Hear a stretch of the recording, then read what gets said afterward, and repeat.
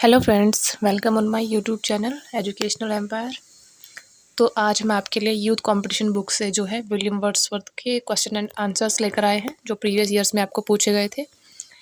और यहाँ से आपका पूरा जो विलियम वर्ड्सवर्थ का पूरा चैप्टर है आपको कवर हो जाएगा यहाँ से। ओके, जो विलियम वर्ड्सवर्थ थे, इनका बर्थ 1770 में हुआ था और इनकी डेथ 1850 में हो गई थी। ओके, तो चलिए शुरू करते हैं। Question number 1, match list 1 with list second and select the correct answers using codes keywords below the list।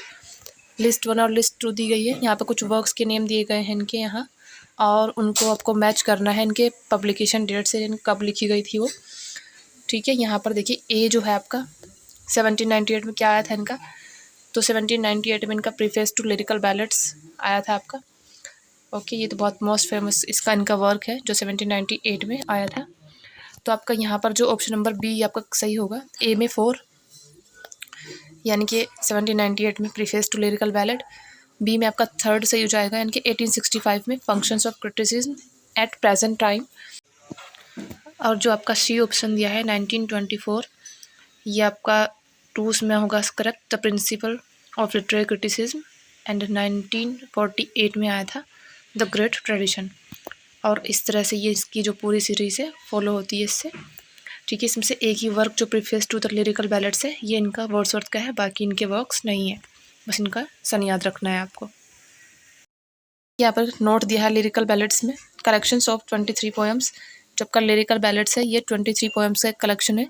First published in 1798, सबसे पहले पब्लिश किया गया था by S T. Coleridge and William Wordsworth के द्वारा, वो भी 1798 में। While preface to lyrical ballads was published in the second edition in 1800 by William Wordsworth.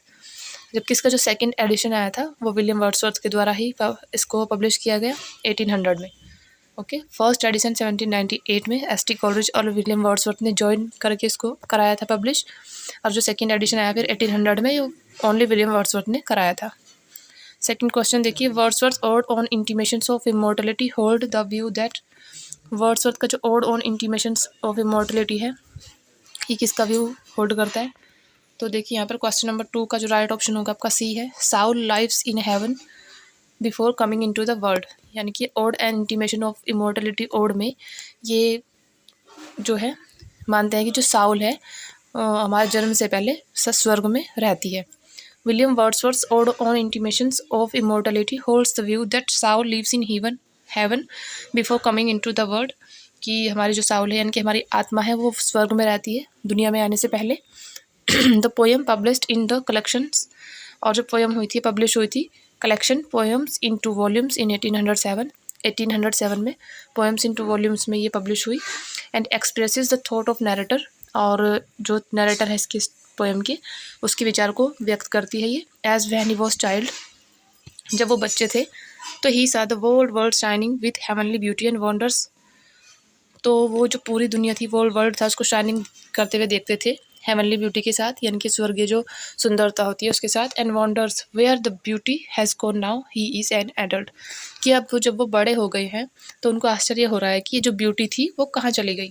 Okay, जब वो बच्चे थे तो पूरा वर्ल्ड शाइनिंग करता था हेवनली ब्यूटी की तरह।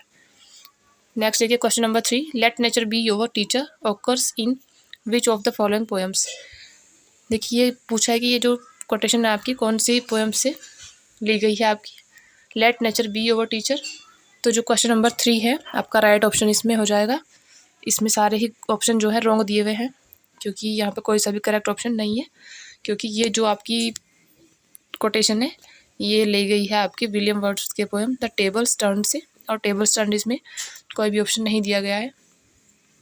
देखिए यहाँ पे the line let nature be your teacher is taken from the famous poem of William Wordsworth the tables turned, tables turned से ली गई है, पब्लिश्ड इन 1798, और ये भी आपकी 1798 में पब्लिश हुई थी in the collection of lyrical ballads के कलेक्शन में ही। इन दिस लाइन, और इस लाइन में the speaker is telling his friend, जो स्पीकर होता है वो अपने दोस्त से बताता है कि nature has more ability to teach than books and that is why he should go outside rather than seek refuge in dry pages.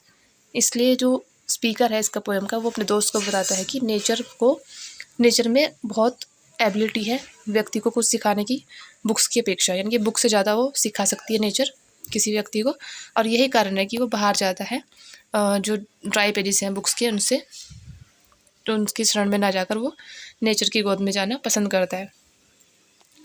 Note देखिए, all of the above given answer is not correct with the given line, इसलिए इसमें कोई भी answer इसमें correct नहीं है क्योंकि table turn उसमें ऑप्शन है ही नहीं। ओके, नेक्स्ट देखिए, which of the following critics considers a poet as a man speaking to man, इनमें से कौन सा पोएम क्रिटिक है जो मानता है पोएट को a man speaking to man. Okay, तो यहाँ पर विलियम वर्ड्सवर्थ के बारे में जिक्र किया गया है इसमें, और सारे क्वेश्चंस जो हैं किसी ना किसी एग्जाम में पूछे गए हैं। देखिए, यूपी, पीएससी, जीडीसी 2021 में आपका आया था क्वेश्चन ये। आंसर देखिए इसका विलियम वर्ड्सवर्थ है। William Wordsworth consider a poet as a man speaking to man, वो मानते हैं कि जो व्यक्ति होता है वो व्यक्तियों से बात कर रहा है। He wrote these words in the preface to the second edition 1800 of the lyrical ballads, और वो जो ये वर्ड्स थे वो अपने प्रीफेस में लिखते हैं लिरिकल बैलेट्स के, जब उन्होंने अपना सेकेंड एडिशन पब्लिश कराया था और उसके प्रीफेस में इन्होंने ये वर्ड्स लिखे थे। The preface is often considered a manifesto of the romantic movement in English literature, और जो द प्रीफेस है ये जो है इंग्लिश लिटरेचर में रोमांटिक मूवमेंट का मैनिफेस्टो माना जाता है, यानी कि इसको सबसे बड़ा वर्क माना जाता है इसका रोमांटिक मूवमेंट का। क्वेश्चन नंबर 5 देखिए, in which of the following poems occurs the phrase the still sad music of humanity. The still sad music of humanity ये कौन सी पोएम का फ्रेज है, कौन सी पोएम से लिया गया है? तो ये आपका डी है, टिंटन एबी, टिंटन एबी से लिया गया है। ठीक है, तो देखिए इसका बारे में कुछ extra. The above phrase the still sad music of humanity has been derived from the famous dramatic lyric Tintern Abbey composed by nature poet William Wordsworth. जो लाइन है the still sad music of humanity, ये famous dramatic lyric है इनका एक, Tintern Abbey से ली गई है, और नेचर पोएट जो विलियम वर्ड्सवर्थ थे, टिंटन एबी, उनके द्वारा कंपोज की गई पोएम है। The full title of the poem is lines composed a few miles. जो ये पोएम है इसका फुल टाइटल है, ये आपका देखिए यहाँ से है, lines composed a few miles above Tintern Abbey on revisiting the banks of the Wye during a tour July 13, 1798। देखिए इतना बड़ा इसका टाइटल है, जो ओरिजिनल टाइटल है इसका, ना कि इतना सा है कि Tintern Abbey. Okay, the poem is written in decasyllabic blank verse. जो पोएम है ये डी के सिलेबिक ब्लैंक वर्स में लिखी गई है, एंड कंप्राइजेस वर्स पैराग्राफ्स, और इसमें वर्स पैराग्राफ्स कंप्राइज किए गए हैं। It opens with the speaker declaration, और ये स्पीकर के डिक्लेयर से जो है ओपन होती है। दैट 5 years हैव पास्ट, कि 5 साल बीत गए हैं। 5 summers, 5 जो है गर्मी भी बीत गई हैं, गर्मी की जो मौसम होता है, with the length of 5 long winters, और उसके बाद 5 जो है इनके सर्दी का मौसम भी 5 बार जा चुका है। एंड अगेन आई हेयर, और फिर से यहाँ है here the still sad of music of humanity. इसके आगे लाइन्स आपकी दी गई हैं।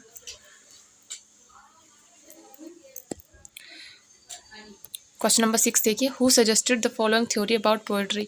पोएट्री के बारे में कौन जो थ्योरी है कौन सजेस्ट कर रहा है? Poetry is spontaneous overflow of powerful feelings, it takes its origin from emotion recollected in tranquillity. तो ट्रांक्विलिटी में जो इमोशंस है वो रिकलेक्टेड किए गए हैं इसके ओरिजिन से। ओके, तो ये जो थ्योरी है किसकी पोएट्री के बारे में है? तो यहाँ पर आपका क्वेश्चन नंबर 6 का आपका ऑप्शन नंबर ए राइट हो जाएगा, William Wordsworth. The theory about poetry asked in question suggested by William Wordsworth. William Wordsworth के द्वारा सजेस्ट की गई है, जो क्वेश्चन में पूछी गई है। He defines poetry in his preface to the lyrical ballads, और वो पोएट्री को डिफाइन करते हैं अपने प्रीफेस टू लिरिकल बैलेट्स में, as poetry is the spontaneous overflow of powerful feelings. Okay, it takes its origin from emotions reflected in tranquillity. इन लाइनों के रूप में अपने प्रीफेस टू लिरिकल बैलेट्स में वो पोएट्री को डिफाइन करते हैं। क्वेश्चन नंबर नेक्स्ट देखिए 7, who made the following observation about Wordsworth early poetry. Wordsworth की अर्ली पोएट्री के बारे में ये ऑब्जर्वेशन किसने दिया? Wordsworth early poetry is radical not because it embodies revolutionary through और थ्योरी, और because it voices the complaints of the poor but because it attempts to shift a literary perspective away from what he saw as gentility and false sophistication. देखिए यहाँ question number 7 का जो आपका right option है, इसमें आपका कोई भी जो ऑप्शन है राइट नहीं है। और ये यूपीपीएससी पॉली लेक्चरर जो है 2021 पेपर सेकंड में आपका क्वेश्चन आपसे पूछा गया था। देखिए इसके बारे में, Wordsworth was responsible for the dramatic shift which enabled a poetry that would root us back to a love of fellow creature and of nature itself.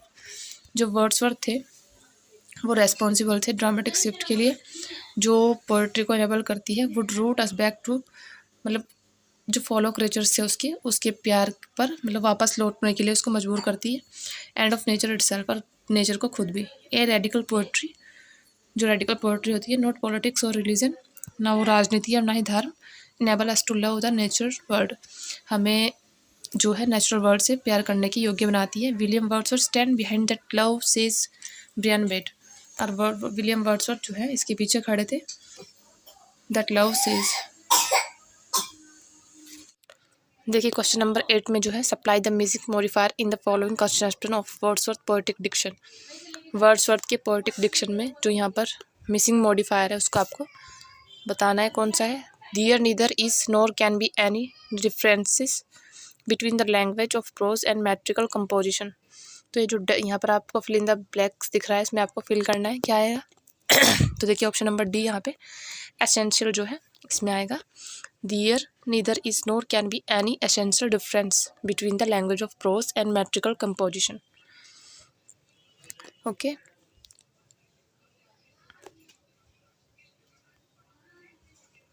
देखिए there neither is nor can be any difference between the language of prose and metrical composition. Essential is the missing modifier in the following conception of Wordsworth poetic diction. Okay, देखिए poetic diction refers to the style of writing used in poetry. जो poetic diction होता है वो अपने जो इनका काव्य है उसमें लिखने का जो स्टाइल है, शैली होती है, उसको रेफर करता है ये। The linguistic style, vocabs and use of figurative language of metaphors, इसमें इंक्लूड है। Wordsworth was the first poet who seriously challenged conventional concept of poetic diction. और वर्ड्सवर्थ पहले ऐसे पोएट थे जो गंभीरता से चैलेंज करते हैं कन्वेंशनल कंसेप्ट को पोएटिक डिक्शन के, in his preface to lyrical ballads, अपने प्रीफेस टू लिरिकल बैलेड्स में। और ये पब्लिश हुआ था इनका 1802 में। S T. Coleridge was the first to criticise Wordsworth theory. S T. Coleridge जो थे सबसे पहले इन्होंने इनकी थ्योरी को वर्ड्सवर्थ की क्रिटिसाइज किया था, इसलिए इसका डी ऑप्शन करेक्ट है। तो देखिए next question, question number 9। According to Wordsworth the poet is different from other man in that the poet has. Wordsworth के अनुसार इसमें जो द पोएट है is different from other man in that the poet has, जो दूसरे व्यक्तियों से different है।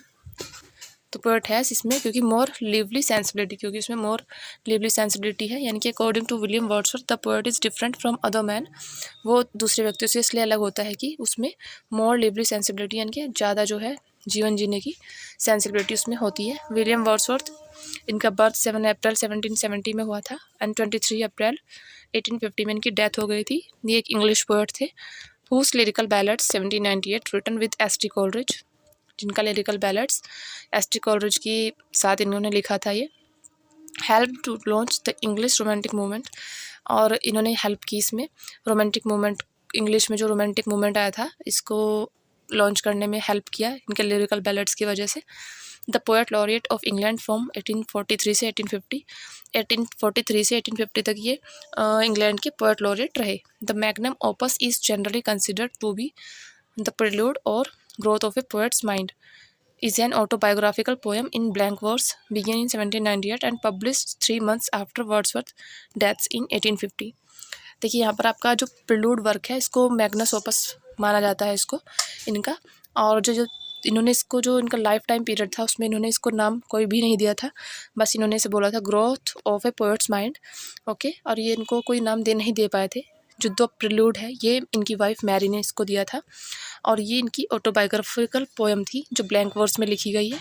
1798 में इन्होंने स्टार्ट किया था इसको लिखना, और ये पब्लिश हुई इनकी मौत के 3 महीने बाद। ओके, 1850 में जब इनकी डेथ हो गई आफ्टर यानी कि 23 अप्रैल 1850 में इनकी डेथ हुई, और उसके 3 महीने बाद ये पब्लिश हो पाई थी, इनकी वाइफ के द्वारा कराई गई इसको। क्वेश्चन नंबर 10 देखिए, who collaborated with Wordsworth in bringing out lyrical ballads. Lyrical ballads को वर्ड्सवर्थ के साथ किसने कोलैबोरेट किया था? तो ये आपके कॉलरिज थे। क्वेश्चन नंबर बी में क्वेश्चन नंबर 10 में आपका बी ऑप्शन राइट होगा। यहाँ पे देखिए, सैमुअल टेलर कॉलरिज, इनका पूरा नाम है एस.टी. कॉलरिज का, collaborated with William Wordsworth in bringing out lyrical ballads in 1798। और लिरिकल जो बैलेड्स है आपका 1798 में वर्ड्सवर्थ के साथ मिलकर इन्होंने लाया था। It is a collection of 23 poems. ये एक 23 पोएम्स का कलेक्शन है, out of which 19 poems were written by Wordsworth and 4 poems by S T. Coleridge. इसमें से जो 23 का कलेक्शन जो है ये, इसमें जो 19 पोएम्स थी आपकी वर्ड्सवर्थ के द्वारा लिखी गई और इसमें 4 पोएम्स एस.टी. कॉलरिज के द्वारा लिखी गई थी, इसलिए यहाँ पर आपका बी ऑप्शन राइट होगा। क्वेश्चन नंबर 11 देखिए, the original title of which of Wordsworth's following poems was a poem on the growth of an individual mind. ये जो टाइटल है वर्ड्सवर्थ की, कौन सी पोएम का ओरिजिनल टाइटल था? तो मैंने अभी आपको पिछले क्वेश्चन में आपको बताया है, अभी मैंने आपको बताया लास्ट क्वेश्चन में ही कि ये इनका जो प्रिल्यूड वर्क था, इसका ओरिजिनल टाइटल क्या था? A poem on the growth of an individual mind. The prelude और growth of poet's mind is an autobiographical poem in blank verse by William Wordsworth. William Wordsworth के द्वारा लिखी गई blank verse में थी ये पोएम, और ये ऑटोबायोग्राफिकल पोएम थी इनकी। वॉज पब्लिश्ड पोस्टह्यूमसली इन 1850। इनकी मौत के बाद इसको 1850 में पब्लिश कराया गया था इन 14 बुक्स में बाय हिज विडो मैरी। इनकी जो विधवा थी wife Mary. Okay, originally intended as the introduction to his poem the recluse. और ये जो इनका उद्देश्य था इसको लिखने का, वैसे तो जो इनकी पोएम थी द रिक्लूस, उसका इंट्रोडक्शन के रूप में इसको रखना था, बट हो नहीं पाया था ऐसा फिर। The prelude treats as its central subject the narrator's development as a poet, the forces that shaped his imaginative powers and his spiritual crisis and recovery। और जो प्रिल्यूड है ये ट्रीट्स करती है एज इट्स सेंट्रल सब्जेक्ट, इसका जो main विषय है नरेटर का विकास है एक पोएट के रूप में, एंड द फोर्सेस और जो शक्तियाँ है, जो ताकत है, that shaped his imaginative powers, जो उसकी इमेजिनेटिव पावर्स को शेप देती है और उसकी स्पिरिचुअल क्राइसिस को और रिकवरी को। ओके, तो ये इन्होंने खुद की ऑटोबायोग्राफिकल पोएम लिखी थी द प्रिल्यूड, और इसमें इन्होंने अपने आप पर अपनी जो पावर्स हैं, इमेजिनेटिव पावर्स, इनकी स्पिरिचुअल क्राइसिस, ये सब इनके बारे में इन्होंने अपने डेवलपमेंट के बारे में इसमें बताया है। क्वेश्चन नंबर 12 देखिए, when was lyrical ballads published. Lyrical ballads जो था कब पब्लिश हुआ था? तो ये आपको 1798 में हुआ था lyrical ballads publish. The lyrical ballads was first published in 1798। It is A collaboration of 23 poems. ये वही जो मैं आपको बता चुकी हूँ अभी, 23 पोएम्स थी, 19 आपकी वर्ड्सवर्थ की थी और आपकी 4 पोएम्स कॉलरिज की थी। और इसको माना जाता है इंग्लिश रोमांटिसिज्म की शुरुआत के रूप में, इससे ही इस इंग्लिश रोमांटिक मूवमेंट की शुरुआत हुई थी। देखिए, the chronicle order of the 4 editions of the lyrical ballads. Lyrical ballads के 4 एडिशंस आपके आए थे, और उनका क्रोनोलॉजिकल ऑर्डर देखिए आप। फर्स्ट एडिशन आया था 1798 में, टोटल 23 पोएम्स के साथ, 19 वर्ड्सवर्थ की और 4 कॉलरिज की थी इसमें। द सेकेंड एडिशन आया फिर आफ्टर 2 years 1800 में, and Wordsworth included additional poems and A preface. इसमें एक एडिशनल पोएम इन्होंने ऐड की और एक प्रीफेस इसमें इन्होंने ऐड किया था। The third edition of in 1802 में इसका थर्ड एडिशन आया फिर से। Wordsworth added an appendix title poetic diction. इसमें ऐड किया इन्होंने अपेंडिक्स टाइटल था उसका poetic Dickson.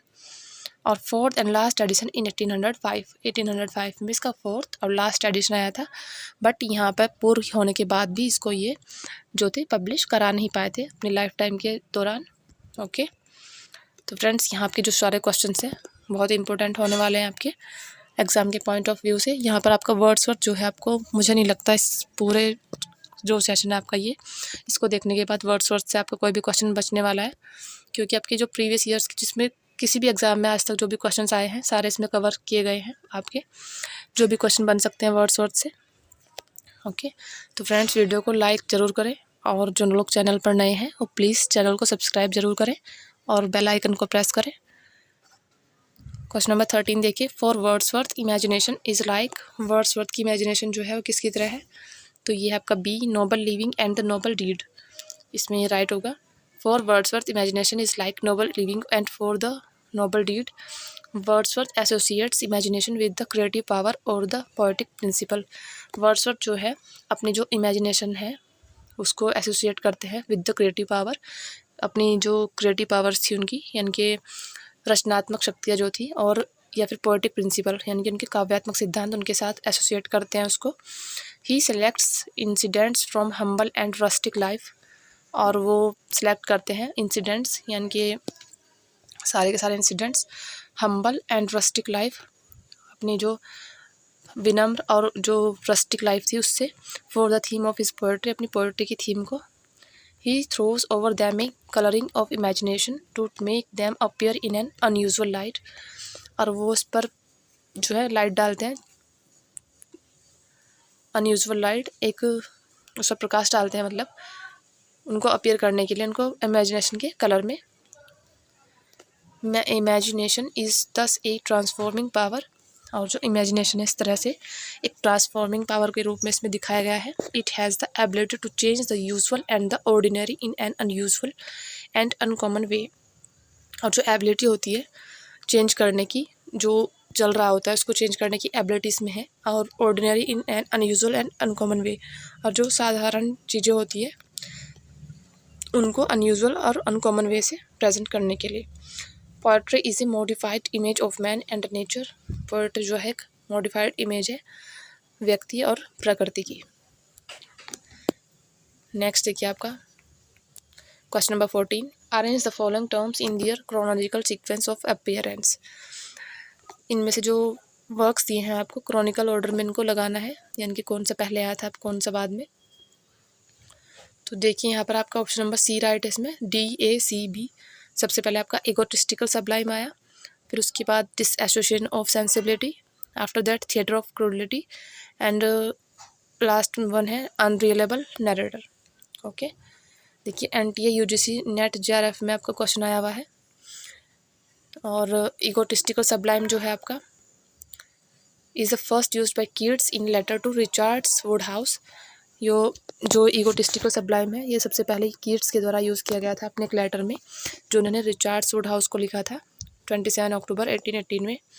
He used this phrase to describe his version of Wordsworth distinctive genius, और वो इस फ्रेज को वर्णित करते हैं वर्ड्सवर्थ की डिस्टिंक्टिव जीनियस जो थी उनकी, उसके लिए।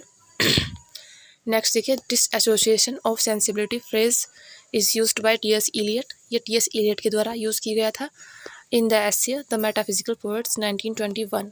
इनका एक ऐसे आया था मेटाफिजिकल पोएट्स 1921 में, to explain the change that occurred in English poetry, एक जो चेंज था उसको एक्सप्लेन करने के लिए जो इंग्लिश पोएट्री में आया था after the heyday of the metaphysical poets, metaphysical के हेडे के बाद। ओके, थिएटर ऑफ क्रूडलिटी जो है एक फॉर्म है, theatre generally associated with Antonin Artaud, इनके द्वारा जो था ये थिएटर ऑफ क्रूडलिटी इनके द्वारा दिया गया था, एसोसिएट किया गया था बिटवीन 1931 एंड 1936, 1931 और 1936 के बीच में, विच एम टू शोक the senses of its audience, जिसका उद्देश्य जो था इसके ऑडियंस की सेंसेस को शोक करना था। समटाइम्स कभी कभार using violent and confronting images that appealed to the emotions, जो वॉयलेंट आक्रामक और कन्फ्रंटिंग इमेजेस थी वो इमोशंस को के लिए इमोशंस से अपील करती थी उसकी, इसलिए इसको यूज़ करते हैं ये थिएटर ऑफ क्रूडलिटी को। Unreliable narrator was first coin by Wayne C Booth, और उनके द्वारा वेन सी बूथ के द्वारा फर्स्ट कॉइन किया गया था इसको 1961 में। इनकी बुक थी रियोटोरिक ऑफ फिक्शन, जिसमें इन्होंने इसको यूज़ किया था। क्वेश्चन नंबर 15 देखिए, poetry is the first and last of all knowledge, it is as immortal as the heart of man, ये वैसे ही नश्वर है जैसे व्यक्ति का दिल। हु ओपन दिस, किसने कहा ये, तो आपका विलियम वर्ड्सवर्थ का जो है ये कोटेशन है, और ये आपका RPSC असिस्टेंट प्रोफेसर में आपका एग्जाम में आया हुआ क्वेश्चन है इसका। Poetry is the first and last of all knowledge, it is as immortal as the heart of man, was coined by William Wordsworth. Preface to lyrical ballads, preface to lyrical ballads में आया था 1798 में। Next देखिए question number 16, where did Wordsworth first present his views on the nature and functions of poetry. Wordsworth जो है पहली बार कहाँ अपने व्यूज़ प्रेजेंट करते हैं नेचर पर और पोएट्री के फंक्शंस पर। तो ये सी ऑप्शन राइट होगा। In an advertisement appended to the first edition of lyrical ballads. Lyrical ballads के फर्स्ट पब्लिकेशन में, एडवर्टाइजमेंट में, okay. Wordsworth presents his views on the nature and function of poetry first in an advertisement appended to the first edition of the Lyrical Ballads 1798. It is a landmark of literary criticism. ये एक literary criticism का landmark है. In this critical piece, Wordsworth throws much light on the nature and functions of a poet. और इस critical piece में अपने जो उनका था ये वर्क, वर्ड्सवर्थ प्रकाश डालते हैं कवि के रूप में इसके प्रकृति और इसके कार्यों का, okay. He is highly conscious of the distinction, वो एक हाईली कॉन्शियस है of the distinction between A common man and a man of genius. जो व्यक्ति की बुद्धिमत्ता है और एक कॉमन मैन है उसके बीच जो डिस्टिंक्शन है, जो अलग चीज़ें हैं उनमें, उस पर ये हाईली कॉन्शियस थी। Question number 17 देखिए, Wordsworth states that the central aim of the poem in the lyrical ballads is to choose incidents and situations from dash कौन सी लाइफ से है ये, तो ये आपका कॉमन लाइफ से है, यहाँ पर कॉमन आपका यूज़ होगा। Wordsworth wrote his introduction as a way of explaining why the poems in lyrical ballads were so different from popular poetry that had come before. Wordsworth जो है लिखते हैं एक इंट्रोडक्शन इसमें लिरिकल बैलेड्स में अपनी, वो एक उसमें वे लिखते हैं एक्सप्लेनिंग करने का कि उनकी जो पोएट्री है उनसे पहले से जो जितने भी काव्य, जितने भी पोएम्स आई है उससे डिफरेंट क्यों है, उसके लिए इंट्रोडक्शन इसमें लिखते हैं। नेक्स्ट क्वेश्चन देखिए 18, in 1798 edition of the lyrical ballads did not contains which of the following. 1798 में जो एडिशन आया था लिरिकल बैलेड्स का, did not contain which of the following, इसमें से कौन सा उसमें से नहीं था। तो यहाँ पर नेम ऑफ ईदर पोएट, क्योंकि इसमें 19 पॉइंट विलियम वर्ड्सवर्थ की भी थी। Archaic spelling and Tom's right and the idiot boy ये भी राइट है, बट सी आपका सही नहीं है। Lyrical ballads published in 1798 is often considered the beginning of the romantic period, ये मानी जाती है रोमांटिक पीरियड की शुरुआत। Wordsworth because Wordsworth and Coleridge poetry make a distinct change, क्योंकि एक अलग ही चेंज आया था वर्ड्सवर्थ और कॉलरिज की पोएट्री से। In form and subject matter from new classical poetry, इनके जो फॉर्म एंड सब्जेक्ट मैटर था न्यू क्लासिकल पोएट्री से। क्वेश्चन नंबर 19 देखिए, what is the name of the river mentioned in the poem lines composed a few miles above Tintern Abbey. इस जो poem में river का एक नेम आया है वो आपको बतानी है कौन सी रिवर थी वो। तो ये थी आपकी वे रिवर थी ये, वे इसका नाम था। Wordsworth lines composed a few miles above Tintern Abbey on revisiting the banks of the Wye during a tour 13 July 1798। इसके टाइटल में ही ये रिवर का नाम इसमें यूज़ किया गया है, जो फुल टाइटल है इसका। इज़ ए क्लाइमेटिक पोएम, ये क्लाइमेटिक पोएम है ऑफ लिरिकल बैलेड्स की। His friends abbreviated the title of the poem as Tintern Abbey, और उनके जो दोस्त थे उन्होंने ये छोटा करके टिंटन एबी इसको किया था पोएम को, इसका नेम। क्योंकि Tintern Abbey is the Wye, Tintern Abbey एक रास्ता था। The people change over time, so the speaker frequently refers to his past self. This poem is written during a tour, और ये ड्यूरिंग ए टूर लिखी गई थी इनकी ये पोएम, ओके। नेक्स्ट क्वेश्चन देखिए 20, No nightingale did ever chant more welcome notes to weary bands of travelers in some shady haunt among Arabian sands. Which of the following poems of William Wordsworth contain the above mentioned lines? William Wordsworth की कौन सी poem है जिसमें ये lines मिलती हैं आपको no Nightingale वाली? तो ये आपका राइट होगा आपका सोलिटरी रीपर की लाइनें हैं। UPPGT 2021 में क्वेश्चन आया हुआ भी है आपका। तो देखिए ये आपकी सोलिटरी रीपर से ली गई लाइनें हैं। Romantic poet William Wordsworth, the poem was inspired by him and his sister Dorothy seeing at the village of Strathyre in the parish of Balquhidder in Scotland. ये जो पोएम है इंस्पायर्ड है उनसे, उनकी सिस्टर डोरथी से, जब वो एक स्ट्रेथहार के विलेज में एक रह रहे थे, and the parish of Balquhidder in Scotland में। ओके, जहाँ पे रह रहे थे उसका एड्रेस है। क्वेश्चन नंबर नेक्स्ट देखिए आपका 21, विच of the following works is a product of the later phase of Wordsworth career. Wordsworth के करियर का लेटर फेज में कौन सा इसमें लिखा गया वर्क है जो उन्होंने अपने लास्ट फेज में लिखा था। तो ये है इनका the borders is the later phase of Wordsworth career, उनका लेटर फेज है ये। It is a tragedy in the 5 acts, ये 5 एक्ट्स ट्रेजेडी थी इनकी। It is Wordsworth first major work, और उनका फर्स्ट मेजर वर्क भी था ये। In the course of its composition he move towards his later blank verse style, और इसको जब इन्होंने कंपोज किया था तो इन्होंने ब्लैंक वर्स स्टाइल को यूज़ किया था इसमें, उसकी ओर ये बढ़े थे, ब्लैंक वर्स की ओर। क्वेश्चन नंबर 22 देखिए, in which of the following poems does the poet express, कौन सी पोएम में पोएट ने एक्सप्रेस किया है whatever the theme song could have no ending.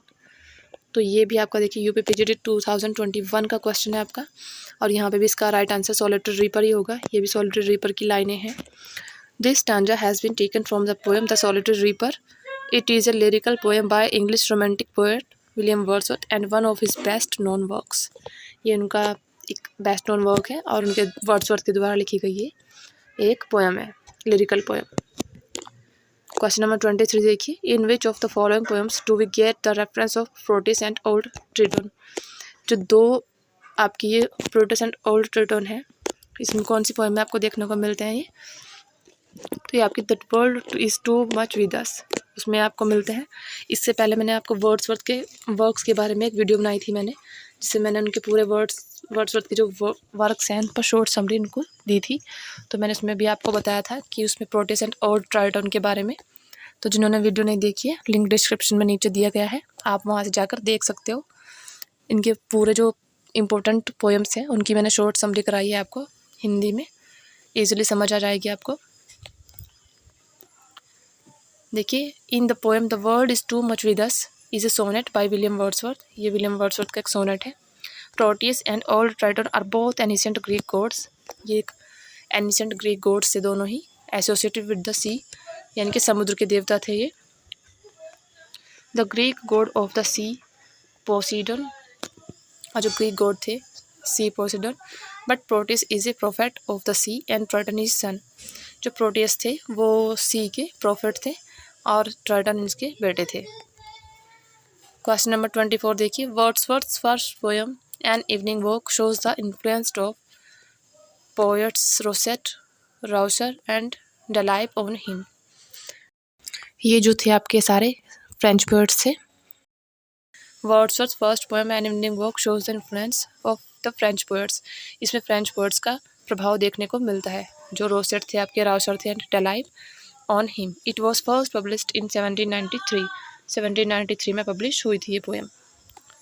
25 देखिए, अबाउट हुम did Arnold right in his poem. किसके बारे में अर्नोल्ड ने अपनी पोएम में लिखा है मेमोरियल वर्सेस में। ही लेड अस एज वी ले at birth on the cool flowery lap of birth. तो ये जो कोटेशन है अर्नोल्ड ने विलियम वर्ड्सवर्थ के बारे में दी है। तो देखिए, Matthew Arnold wrote about William Wordsworth in his famous poem memorial versus. Matthew Arnold का वर्क है मेमोरियल वर्सेस, उसमें इन्होंने विलियम वर्ड्सवर्थ के बारे में ये लाइनें लिखी है। In this poem he praises his ability to sympathise with nature and evoke feeling through his poetry. उसमें ये पोएम जो है उसकी सहानुभूति की जो योग्यता होती है उसकी प्रशंसा करते हैं पोएम में, एंड जो विद प्रकृति के साथ इनकी सहानुभूति थी, और इस पोएट्री के जरिए ये जो है फीलिंग्स को इवोक करते हैं सबकी। क्वेश्चन नंबर 26 देखते हैं, according to Wordsworth poet is a man speaking to man, a man it is true endowed with more lively more and tenderness, fill in the blanks with suitable words given below. देखिए, UP PGT 2021 के ही आपके 2021 के question से आ रहे हैं जो आपके पीछे ही 2-4, और देखिए इसमें आपको fill in the blank fill करने हैं। तो इसमें राइट ऑप्शन आपका बी होगा। यहाँ पे आपका मैन यूज़ होगा, मैन। यहाँ पे आपका सेंसिबिलिटी आएगा, और यहाँ पे एंथुसिज्म। ओके, 27 क्वेश्चन देखिए आपका, will no one tell me what she sings, perhaps the plaintive numbers flow. The above mentioned lines appear seen. क्या मुझे कोई नहीं बताएगा कि वह क्या गा रही है। जब विलियम वर्ड्सवर्थ जो थे स्कॉटलैंड जाते हैं और वहाँ पर ये खेत में फसल काट रही लड़की एक गाना गा रही होती है, जिसको जो गाना वो गा रही होती है तो इसे पोएट को वो समझ नहीं आ रहा होता है कि वो क्या गा रही है। तब वो ये लाइनें बोलते हैं। The given lines will not one tell numbness flow has been taken from the famous poem The Solitary Reaper. It has been composed by romantic poet William Wordsworth और ये 1807 में पब्लिश हुई थी इनकी। देखिए question number 28। The line thy soul was like a star and dwelt apart appears in. ये जो लाइनें हैं thy soul was like a star and dwelt apart appears in, किस में अपीयर होती है ये? तो ये आपकी जो लाइन्स है ये आपकी लंदन 1802 में अपीयर होती है, जो आपका वर्ड्सवर्थ के द्वारा लिखा गया एक सोनेट है। देखिए this lines Dai soul was like a star and dwelt apart appears in London 1802। London 1802 is a poem by romantic poet William Wordsworth. ये वर्ड्सवर्थ के द्वारा लिखी गई पोएम है and published for the first time in poems in 2 volumes. और जो ये poem है पहली बार आपकी पब्लिश हुई थी 2 वॉल्यूम्स में 1807 में, और ये मिल्टन को डेडिकेटेड की गई थी इनकी पोएम। ओके, क्वेश्चन नंबर 29 देखिए। Which of the following works is not written by John Milton. इनमें से कौन सा वर्क जॉन मिल्टन के द्वारा नहीं लिखा गया? यूपीटीजीटी 2021 में क्वेश्चन आया हुआ है आपका। और देखिए आपका इसमें राइट ऑप्शन सी हो जाएगा आपका the inner vision. Inner vision आपका जॉन मिल्टन का नहीं है। बाकी ode on the morning of Christ's nativity ये भी आपका मिल्टन का है। On the late massacre in Piedmont ये भी इनका है। On his arriving at the age of 23 ये भी। देखिए द इनर विजन 1909 से 14 में is not written by John Milton, इनके द्वारा नहीं लिखा गया। It is written by Wordsworth, ये वर्ड्सवर्थ के द्वारा लिखा गया है। Whereas ode on the morning of Christ's nativity और बाकी जो आपके सारे वर्क्स हैं ये सब मिल्टन के द्वारा लिखे गए हैं। ओके, बट आपका इनर विजन वर्ड्सवर्थ का है। 30 देखिए। In William Wordsworth the solitary reaper the solitary highland lass is. William Wordsworth के जो सोलिटरी रीपर है उसमें सोलिटरी हाईलैंड लेस कौन है? तो ये आपकी एक गर्ल है जो स्कॉटलैंड से है, क्योंकि जो वर्ड्सवर्थ स्कॉटलैंड गए थे वहाँ पर इन्होंने एक लड़की को गाना गाते सुना था जो फसल काटते हुए अपने खेतों में गाना गा रही थी, और उनको समझ नहीं आ रहा होता वर्ड्सवर्थ को कौन सी लैंग्वेज में वो गा रही होती है। ओके, तो देखिए आपका 2 बार क्वेश्चन हो चुका है repeat. TGT 2021 and UP TGT 2016 में क्वेश्चन आया हुआ है आपका ऑलरेडी। ओके, देखिए नेक्स्ट क्वेश्चन आपका थोड़ा सा उसके बारे में अदर फैक्ट्स दिए हैं। The solitary reaper is written by William Wordsworth, published in 1807 in the collection poems in 2 volumes. इनका कलेक्शन पोएम्स था 2 वॉल्यूम्स, इसमें पब्लिश हुई थी 1807 में, वर्ड्सवर्थ के द्वारा लिखी गई है solitary reaper. It is pastoral snapshot of young women working alone, और ये एक पास्टोरल स्नैपशॉट है यंग वुमेन का, जो एक लड़की थी जवान जो अकेले खेतों में काम कर रही थी in the highland of Scotland, Scotland के। Okay, singing a plaintive song in Gaelic, और वो गायलिक जो लैंग्वेज होती है उसमें वो गाना गा रही थी जो पोएट को समझ नहीं आता। 31 देखिए। Which of the following work is not written by John Milton. John Milton के द्वारा इनमें से कौन सा वर्क नहीं लिखा गया है? Of education, Areopagitica and on Shakespeare, तीनों मिल्टन के वर्क हैं, बट जो डी है आपका एल्मा और द प्रोग्रेस ऑफ माइंड, ये आपका इनका वर्क नहीं है। ये जो वर्क है ये 3 Cantos bye Matthew prior, 3 Cantos में लिखा गया था 1715 में, और मैथ्यू प्रायर का वर्क है ये, बाकी और इनके मिल्टन के ही है। नेक्स्ट देखिए 32। Wordsworth the borders come under the category of. Wordsworth की द बॉर्डर्स है वो किस कैटेगरी के अंदर आती है? तो 32 का देखिए वर्स्ट ट्रेजेडी है, ये एक वर्स्ट ट्रेजेडी के अंदर आती है, comes under category of worst tragedy. The borders A tragedy in 5 acts, और जो बॉर्डर्स है ये एक 5 एक्ट्स की ट्रेजेडी है जो वर्ड्सवर्थ का फर्स्ट मेजर वर्क था। And between 1795 to 1797 Wordsworth wrote his only play. इन्होंने इसके बीच में अपना सिर्फ एक ही प्ले लिखा था, ये एकमात्र, जो द बॉर्डर्स है। It is set during the rain of king Henry third of England, और ये इंग्लैंड के किंग हेनरी जो थर्ड थे उनके शासन में सेट किया लिखा हुआ था इनका मतलब। क्वेश्चन नंबर 33 देखिए, in which poem of Wordsworth does the line, Wordsworth की कौन सी पोएम से लाइनें हैं, our birth is but a sleep and forgetting occurs. ये लाइनें बतानी है कहाँ से ली गई हैं। देखिए ये भी यूपीटीजीटी 2021 का क्वेश्चन है ये भी। डी यानी कि इमॉर्टलिटी ओड से आपकी ली गई हैं। Ode intimation of immortality in full, जो इसका टाइटल है full, ode intimation of immortality from recollections of early childhood है। Poem by William Wordsworth, William Wordsworth की पोएम है ये। Published in the collection poems in 2 volumes in 1807। Collection poem जो इनका publish हुआ था 1807 में हुआ था, और उसी में ये पोएम भी इनकी पब्लिश हुई थी। This 11th stanza poem is written in the styled the irregular Pindaric ode. और जो ये पोएम है इनकी 11th स्टांजा की है, मतलब 11th स्टांजा पोएम है, और इसको इन्होंने इरेगुलर पिंडारिक ओड में इसको लिखा है। 34 देखिए, which of the following works is not written by John Galsworthy. इनमें से कौन सा वर्क जॉन गैल्सवर्दी के द्वारा नहीं लिखा गया है आपका। तो द थॉर्न जो है जॉन गैल्सवर्दी के द्वारा नहीं लिखा गया है, क्योंकि ये विलियम वर्ड्सवर्थ के द्वारा लिखा गया है। दिस पोएम वॉज पब्लिश्ड इन 1789, और 1789 में ये वर्क इन्होंने लिखा पब्लिश किया था। इन this poem the poet expresses description of nature and thorn. जो पोएम है इसमें पोएट अभिव्यक्त करता है नेचर और थॉर्न की डिस्क्रिप्शन को।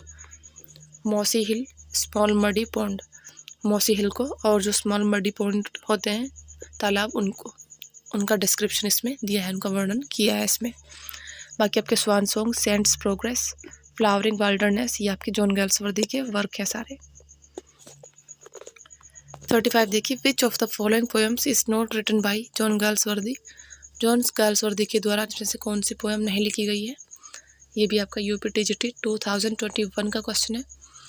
तो Devon to me, Russia America, past, या फिर एडमोनिशन टू ए ट्रैवलर। 35 का राइट ऑप्शन कौन सा होगा आपका। तो 35 का right option admonition to a traveller है। ये इनकी पोएम नहीं है, बल्कि विलियम वर्ड्सवर्थ की पोएम है। और विलियम वर्ड्सवर्थ का जो बर्थ था 1770 में हुआ था, और 1850 में इनकी डेथ हुई थी। Wordsworth was born in the Lake district of northern England. Wordsworth का जो जन्म हुआ था लेक डिस्ट्रिक्ट में हुआ था इंग्लैंड में। The second of 5 children of the modestly prosperous estate manager. और ये 5 में से इनके सेकंड बच्चे थे, प्रोस्पेरियस एस्टेट मैनेजर थे जो इनके पिताजी। 36 देखिए, who refers William Wordsworth as an ever enduring man. बहुत इंपॉर्टेंट क्वेश्चन है, कई एग्जाम्स में रिपीट हुआ है ये। किसने वर्ड्सवर्थ को as an ever enduring man के रूप में रेफर्स किया था इसको। तो ये आपके थे S T. Coleridge. S T. Coleridge refers William Wordsworth as an ever enduring man. The prelude 1806 was read to him by Wordsworth. ये जो प्रिलूड है यहाँ पर 1805 होना चाहिए, 1805 में आई थी ये, इन्होंने कंप्लीट कर दी थी लिख के। पब्लिश तो ये 1850 में हुई थी, after death of William Wordsworth.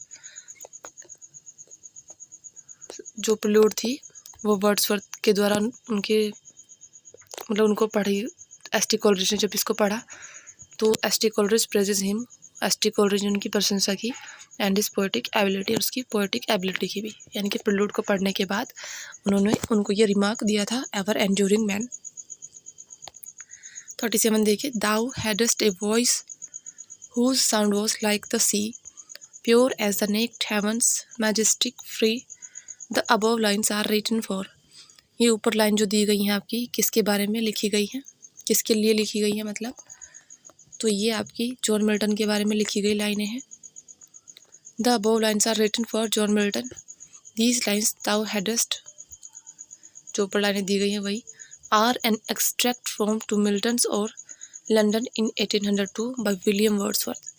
देखिए आप सोच रहे होंगे कि मिल्टन का जो लाइनें हैं इसमें मिल्टन के लिए लिखी गई हैं, तो इसमें क्यों पूछा क्वेश्चन, जो विलियम वर्ड्सवर्थ की सीरीज़ चल रही है ये, क्योंकि ये विलियम वर्ड्सवर्थ का वर्क था लंदन 1802, जो उन्होंने मिल्टन को डेडिकेट किया था। सोनेट था इनका ये, इसलिए इसकी लाइनें यहाँ पर पूछी गई है। The speaker addresses the Saul of the dead poet John Milton. देखिए स्पीकर जो होता है यानी कि जो वक्ता होता है इस पोएम का, वो एड्रेस करता है जॉन मिल्टन की, मतलब जो मर्द अब डेड हो चुके हैं, वो डेथ हो गई है जॉन मिल्टन की, और उनकी आत्मा को एड्रेस करते हुए पोएम लिखते हैं। This poem is one of the many excellent sonnets. ये इनके बहुत सारे एक्सीलेंट जो सोनेट्स हैं उनमें से एक है। Wordsworth wrote in the early 1800, और 1800 में इसको वर्ड्सवर्थ ने लिखा था। 30 देखिए, in which one of the following poems William Wordsworth is enchanted and moved by a single girl's song. देखिए ये हरियाणा पीजीटी 2019 का क्वेश्चन है। तो यहाँ पर आपका डी ऑप्शन राइट होगा, solitary reaper. The solitary reaper is a lyric poem by English romantic poet William Wordsworth. ये एक लिरिक पोएम थी, सॉलिटरी रीपर जो है इनकी, और वर्ड्सवर्थ के द्वारा लिखी गई है। And one of his best known works, और उसका बेस्ट नोन वर्क है उनका ये। The song of the girl has stopped him, और जो लड़की का गाना होता है वो उनको रोक देता है, from going to his business. जब वो वहाँ से निकल रहे होते हैं वर्ड्सवर्थ, और लड़की गाना गा रही होती है, तो उसका गाना सुनकर वो रुक जाते हैं, जाते जाते मतलब अपने काम के लिए जाते हुए रुक जाते हैं वहाँ पे। देखिए which work of William Wordsworth is generally consider to be his magnum opus. इनमें से कौन सा वर्क जो है विलियम वर्ड्सवर्थ का वो मैग्नम ओपस माना गया है इनका। तो डी है आपकी, द प्रेलूड को इन्होंने मैग्नम ओपस माना है। The prelude of William Wordsworth is generally considered to be his magnum opus. The full title of the prelude is the prelude और growth of a poet's mind. इनका full title है ये, क्योंकि प्रेलूड तो उनकी wife Mary ने इनको title दिया था इस पोएम को, वर्ड्सवर्थ ने तो उसको growth of a poet's mind कहा था। और ये ऑटोबायोग्राफिकल एपिक पोएम है इनकी, ब्लैंक वर्स में लिखी गई, और इनकी मौत की बात 1850 में वह इनकी पोस्टमसली हुई थी ये पब्लिश। पोस्टमसली बोलते हैं जो डेथ के बाद पब्लिश हो। It is divided into 14 books, और ये 14 बुक्स में डिवाइडेड है, इसलिए इसका आंसर डी वाला हो जाएगा। ओके, नेक्स्ट देखिए 40, resolution and independence is a poem by. Resolution और इंडिपेंडेंस जो पोएम है किसके द्वारा लिखी गई है, तो ये आपकी विलियम वर्ड्सवर्थ की पोएम है। देखिए यूके पीएससी लेक्चरर मेंस में आपका क्वेश्चन पूछा जा चुका है 2020 में। देखिए इससे इफेक्ट नहीं पड़ता कौन से एग्ज़ाम में पूछा गया है, हमारा तो इतना टारगेट है सिर्फ कि जितने भी क्वेश्चंस विलियम वर्ड्सवर्थ से बन सकते हैं वो सारे इस वीडियो में कवर हो जाएंगे आपके। कोई भी क्वेश्चन ऐसा नहीं होगा जो आपका ना हो। अगर आप अच्छे से इसको फिर तैयार करेंगे तो आई थिंक आपके साथ जो एग्ज़ाम के क्वेश्चन आ सकते हैं आपको सारे इसमें कवर हो जाएंगे आपके एक ही वीडियो से, मतलब एक जो सीरीज़ हमने चलाई है वर्ड्सवर्थ के लिए। क्वेश्चन नंबर डी देखिए, इसमें ऑप्शन नंबर डी राइट है। Resolution and independence is a poem composed by Wordsworth, और ये एक लिरिक पोएम थी इनकी जो 1802 में कंपोज की गई थी, और इसको उन्होंने 1807 में पब्लिश कराया था in his poetic collection poems in 2 volumes. इनका पोएटिक कलेक्शंस था पोएम्स इन 2 वॉल्यूम्स। देखिए इन्होंने अपने काफ़ी सारी पोएम्स जो है इसमें ही जिनका कलेक्शन था पोएम इन 2 वॉल्यूम्स, इसमें इनको पब्लिश कराया था। देखिए 1802 में ये लिखी जा चुकी थी, बट आफ्टर 5 ईयर्स 1807 इसको इन्होंने पब्लिश कराया। The central theme of the poem is the need for resolution and independence in the face of old age and acute suffering. जो सेंट्रल थीम है पोएम की वो मतलब स्वतंत्रता और समाधान के ज़रूरत के लिए है, जो ओल्ड एज में होता है, एंड एक्यूट सफरिंग और जो दुख होते हैं। ओके, 41 देखिए, who wrote the Lucy poems. Lucy poems किसने लिखी है, तो यहाँ पे भी आपका विलियम वर्ड्सवर्थ राइट होगा। विलियम वर्ड्सवर्थ के द्वारा लिखी गई पोएम है लूसी पोएम्स। ये एक सीरीज़ है 5 पोएम्स की about an idealised young woman named Lucy. ये एक आदर्शवादी लड़की की, लूसी नाम के लड़की की जो बारे में लिखी गई है। Published collectively in the second edition of lyrical ballads in 1800। और इसको पब्लिश कराया गया था लिरिकल बैलेड्स का, जब इन्होंने 1800 में सेकंड एडिशन पब्लिश कराया उसके साथ ही, क्योंकि लिरिकल बैलेड्स का जो फर्स्ट एडिशन था वो आपका 1798 में आ गया था और 1802 में इसका सेकंड एडिशन आया था। The Lucy poems consist of 5 poems named, जो इसमें लूसी पोएम्स में जो 5 पोएम्स हैं उनका नेम ऐसे है। Strange fits of passion have I known, एक है आपके she dwelt among the untrodden ways, third है I travelled among unknown man, 3 years she grew in sun and shower, a slumber did my spirit seal. ये आपकी 5 poems की series है जो आपको नाम दिए गए हैं यहाँ पर। 42 देखिए, in which year was the lyrical ballads published, कौन सी ईयर में लिरिकल बैलेड्स जो है पब्लिश हुई थी, तो ये आपकी 1798 में हुई थी। Lyrical ballads was published in 1798। It is a collection of 23 poems, ये 23 पोएम्स का कलेक्शन है जो विलियम वर्ड्सवर्थ के द्वारा लिखा गया है, और 19 पोएम्स इसमें वर्ड्सवर्थ की थी और 4 पोएम्स एस.टी. कोलरिज की थी। देखिए 43, in his poem Tintern Abbey William Wordsworth addresses his sister, what is the name of his sister. इस पोएम में मतलब टिंटन एबी में विलियम वर्ड्सवर्थ ने अपनी सिस्टर को एड्रेस किया है, तो उनका नाम इसमें पूछा गया है क्या था, तो ये था डोरोथी वर्ड्सवर्थ, डोरोथी उनका नाम था। In the final section of Tintern Abbey William Wordsworth addresses his sister Dorothy, और टिंटन एबी के फाइनल सेक्शन में विलियम वर्ड्सवर्थ अपनी बहन डोरोथी को एड्रेस करते हैं, सेइंग, यह कहकर कि her presence boosts up his spirit and continuing, कि उनकी जो प्रेजेंस होती है, उनकी उपस्थिति होती है, उनको बूस्ट अप करती है, मतलब काफ़ी ऊपर उठाती है उनको, उनकी स्पिरिट को, उनकी आत्मा को, और लगातार ऐसा ही होता है। My dear dear friend and in thy voice I catch, the poem's full title lines composed a few miles about Tintern Abbey, ये इसका फुल टाइटल है। Is a meditation upon memory, youth, nature and human love, ये एक meditation है, किसके ऊपर है, memory के ऊपर, यूथ की, नेचर एंड ह्यूमन लव, और जो मानव का प्रेम है उसके ऊपर, और प्रकृति पर। इट फर्स्ट अपीयर्ड इन 1798 में फर्स्ट अपीयर हुई थी लिरिकल बैलेड्स में। A collection of poetry, poetry का कलेक्शन है by Wordsworth and S T. Coleridge. 44 देखिए, which of the following is a sonnet, इनमें से कौन सा एक सोनेट है, तो आपका देखिए the world is too much with अस, ये जो है इनके द्वारा लिखा गया एक सोनेट है। ओके, सोनेट पूछा है, बाकी तो वर्क्स सारे विलियम वर्ड्सवर्थ के ही हैं, बट इसमें से ए वाला जो है आपका सोनेट है।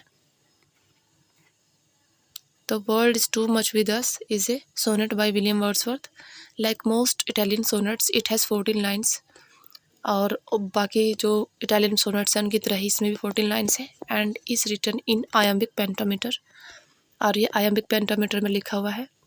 It reflects Wordsworth views that humanity must get in touch with nature to progress spiritually. Okay, next देखिए 45, तो देखिए 45, who said poetry springs from emotions reflected in tranquility, DSSB PGT male 2021 first shift में question आया हुआ है आपका। Poetry को किसने कहा था, इमोशन रिफ्लेक्टेड इन ट्रैंक्विलिटी, तो ये आपके विलियम वर्ड्सवर्थ थे जिन्होंने ये कहा था। In his famous preface to the lyrical ballads, अपने famous preface to the lyrical ballads में इन्होंने, वर्ड्सवर्थ फेमसली राइट्स, वर्ड्सवर्थ ने लिखा था, poetry is the spontaneous overflow of powerful feelings, poetry जो है एक स्पॉन्टेनियस ओवरफ्लो है पावरफुल फीलिंग्स का। It takes its origin from emotions reflected in tranquillity, और आपका डी ऑप्शन राइट होगा। क्वेश्चन नंबर 46 देखिए, which one of the following is set of lake poets, इनमें से कौन सा जो है लेक पोएट के रूप में सेट है, तो देखिए यहाँ पे कौन कौन से हैं, ये आपके डी है, डी वाले ऑप्शन में विलियम वर्ड्सवर्थ, एस.टी. कोलरिज और रॉबर्ट साउदे को लेक पोएट के नाम से जाना जाता है। William Wordsworth, Samuel Taylor Coleridge and Robert Southey are called lake poets, इनको लेक पोएट्स कहा जाता है। Lake poets lived in the English lake district of Cumberland and Westmorland at the beginning of the 19th century, और जो lake poets थे 19th century की शुरुआत में ये कुम्बरलैंड और वेस्टमोरलैंड के डिस्ट्रिक्ट में इंग्लिश लेक में रहते थे, इंग्लिश लेक पर, इसलिए इनको डिस्ट्रिक्ट लेक पोएट्स इनको कहा गया। 47 देखिए, Wordsworth the borders is a worst tragedy set during the rain of. ये छत्तीसगढ़ के असिस्टेंट प्रोफेसर में आपका क्वेश्चन आया हुआ है। ये भी देखिए कि वर्ड्सवर्थ की जो द बॉर्डर्स है वर्स्ट ट्रेजेडी ये किसके शासनकाल के दौरान लिखी गई थी। तो ये आपके किंग हेनरी थर्ड थे। अभी थोड़ी देर पहले क्वेश्चन आया भी था, उसके डिस्क्रिप्शन में आपको दिया गया था कि किंग हेनरी थर्ड के शासनकाल में ये आपकी आई थी। Wordsworth wrote his only play. Wordsworth ने अपना केवल एक ही प्ले लिखा था, द बॉर्डर्स, और ये बिटवीन 1795 से 97 के बीच में लिखा। ये वर्स्ट ट्रेजेडी है जो सेट हुई थी किंग हेनरी थर्ड के शासनकाल में। When Englishmen in the North Country came into conflict with Scottish rovers। जब जो इंग्लिशमैन थे वो नॉर्थ कंट्रीज आए थे स्कॉटिश रोवर्स के साथ युद्ध करने। Which river figures in Tintern Abbey. Tintern Abbey में कौन सी रिवर को फिगर किया गया है, कौन सी रिवर का उसमें जो है डिस्क्रिप्शन दिया गया है। तो ये आपकी वे रिवर है। आपके इसके टाइटल में भी ये आपको दी गई है, जो फुल टाइटल है। Wye river figures in the Tintern Abbey. It was written by William Wordsworth. Wordsworth के द्वारा लिखी गई थी after a walking tour with his sister, और अपनी सिस्टर के साथ टूर पर जाते हुए इन्होंने लिखी है। In this section for the Wales border. Wales border के सेक्शन में reference of Wye river is in the title of the poem. Wye जो है रेफरेंस है रिवर का, वाई रिवर का रेफरेंस है इसमें, और ये पोएम के टाइटल में भी है। देखिए, lines composed a few miles above Tintern Abbey on revisiting the bank of the Wye during a tour July 13, 1798। वैसे तो देखा जाए इसका जो टाइटल है इसमें ही आपका काफ़ी कुछ पता चल जाता है कि ये टूर के ड्यूरिंग लिखी गई थी। ओके, और इसमें नदी का नाम भी आ गया है इसमें यहाँ, और ये 1798 में लिखी थी 13 जुलाई को। नेक्स्ट क्वेश्चन देखिए 49। Which poem of Wordsworth do these lines appear in. Wordsworth की कौन सी पोएम में लाइनें अपीयर होती है। Wisdom is of times nearer when we stop than when we soar. तो आपकी किस में पूछा किस में आई हैं ये लाइनें, तो यहाँ पर द एक्सक्यूशन जो है, एक्सकर्सन सही है आपका option. The excursion being a portion of the recluse. जो एक्सकर्सन थी आपकी ये द रिकल्स का पोर्शन है। Is a long poem first published इन 1814। और ये एक लॉन्ग पोएम है जो पहली बार 1814 में पब्लिश हुई थी। It was intended to be the second part of recluse. और इसको लिखने का इनका जो इंटेंडेड था, इनका इंटेंड था, इनकी इरादा था, वो रिकल्स का सेकंड पार्ट इसको बनाना चाहते थे। An unfinished longer work that was also meant to include the prelude. और ये इनका अनफिनिश्ड वर्क था दैट वाज आल्सो मींट, जिसका मतलब यह भी था कि प्रेल्यूड में इसको इंक्लूड करना चाहते थे। Famous line wisdom is of time nearer when we stop than when we soar appears in this poem. और ये जो लाइनें हैं इसमें आपकी आई हुई हैं। वर्ड्सवर्थ इमॉर्टलिटी ओड कॉन्टेंस कितने स्टैंजा है आपके वर्ड्सवर्थ के इमॉर्टलिटी ओड में, तो ये आपके हैं 11 स्टैंजा। अभी थोड़ी देर पहले भी क्वेश्चन आया था, उसमें आपका बताया गया है। ये odd intimation of immortality from recollections of early childhood is a poem compiled in 1804 and published in poem in 2 volumes 1807। 1804 में इसको लिखा गया और 1807 में पोएम्स इन 2 वॉल्यूम्स में इसको पब्लिश कराया गया। The poem is an irregular Pindaric ode in 11 stanza. ये पोएम जो है इरेगुलर पिंडारिक ओड में है और 11 स्टैंजा में है। देखिए 51 क्वेश्चन देखिए आपका। Odd on intimations of immortality from recollections of early childhood is in form of. तो कौन से फॉर्म में लिखी गई है ये आपकी इंटीमेशन ओड जो है आपका, तो ये आपका पिंडारिक ओड है, एक इरेगुलर पिंडारिक ओड। और ये मैंने आपके इसके बारे में बताया दिया है अभी, 11 स्टैंजास में है ये। और ये combines aspects of Coleridge conversation poem the religious sentiment of the Bible and the works of Saint Augustine and aspect of the elegiac and apocalyptic.